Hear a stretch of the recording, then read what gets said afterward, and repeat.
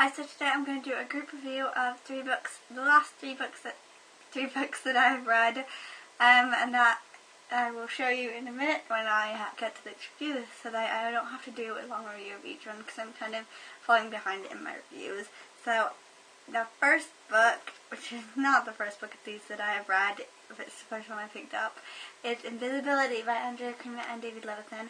I finished this on Monday, Sunday, whenever it was the start of the Bad of Books, and I loved this book. I've heard some mixed things about it, but I loved it. I loved it so much that you can see the spine isn't even broken, because when I love a book, I don't want the spine broken. I don't know why, that's just a thing I do.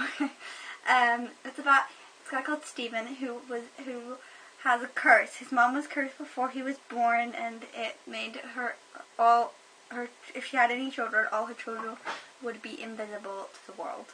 And Stephen, she didn't quite believe it, so she had Stephen anyway, and he is invisible.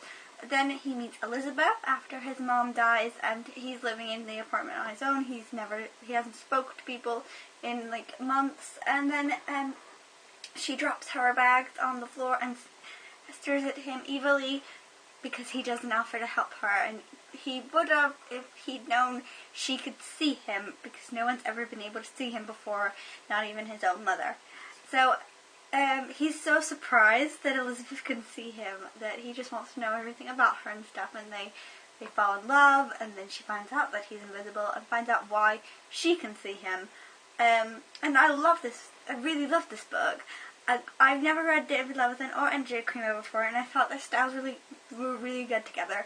I loved both point of views. I can't even say which one I like best. I think I like both. And I loved both the characters. They were both so real and so cute together. I found myself giggling at this book because it was adorable, and I stayed up really late one night. I had to be up at 5 in the morning the next day, but I still stayed up really late to read the rest of this book because it was so great. I loved everything about them, and I even loved like the side characters, like I think it's Laurie, Elizabeth's brother. He was adorable, and his relationship with the boy upstairs was cute, and I think it was so great, and you should just read this book. I wasn't very excited about it at first, but then I loved it. So yeah, that's the review for Invisibility by Andrea Cremer and David Levithan.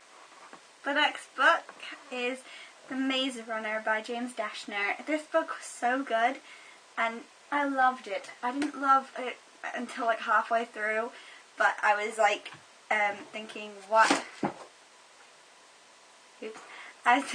was going to happen, how's it going to happen, what's wrong, why are they in this maze.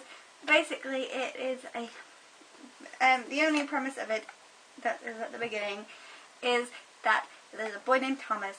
He finds himself in an elevator shaft. It's like a lift, elevator for you American people. He finds himself in a lift that goes up into a maze, and all he knows about himself is his name is Thomas.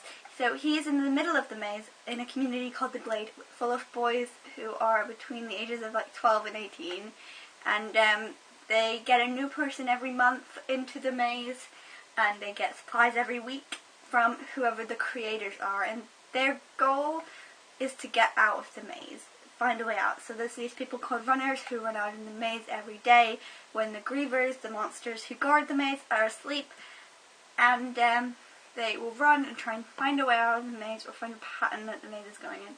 Thomas has an overwhelming feeling that he should be a runner, and everything changes when he comes in. Like the next day, a girl is in the lift, and they have never had a girl before, and they have also never had two new recruit people within 2 days of each other. So when she comes bearing a note that everything will change and is in a coma for at least a week after her arrival, everything revolves around her. For most of the boys, but mostly for Thomas, since he has an overwhelming feeling that he knows her from his life that he can't remember. And I loved this book, and I loved, I can't remember her name. Andrea? Is it Andrea? I don't know. Andrea, I think. I can't remember. Teresa. Kind of like Andrea. Teresa. And she's lovely. She's so funny. She's so strong. But I did guess half of this book. But I was like really theorizing to what was going to happen. But I did guess it. But I love the world. And I'm really excited for Scorched Trials because it did leave it on a bit of a cliffhanger where you know something that the Gladers don't know about the world. And I'm really excited for that. So that's The Maze Runner by James Dashner. The last book I read, I finished last night, and it is 172 Hours on the Moon. And this book was so scary. So scary. Like, I was just like, my heart was hammering through the whole thing. Basically, it is a horror set on the moon. 3 teenagers win a trip to the moon with this lottery prize draw thing because they NASA think that if they send teenagers to the moon, they'll get the funding that they need through publicity. And they haven't been to the moon for 50 years, and they find out a reason that nobody has been back to the moon. I thought it was so great. They did all this training beforehand, which they obviously needed to do. They all had reasons why they wanted to go. Like Mia, she didn't really want to go at first, but then she wanted to go to get her band famous. And Antoine wants to go to get over a breakup with a girl called Simone. And Midori wants to go because Midori. She wants to go to get away from her small town in Japan.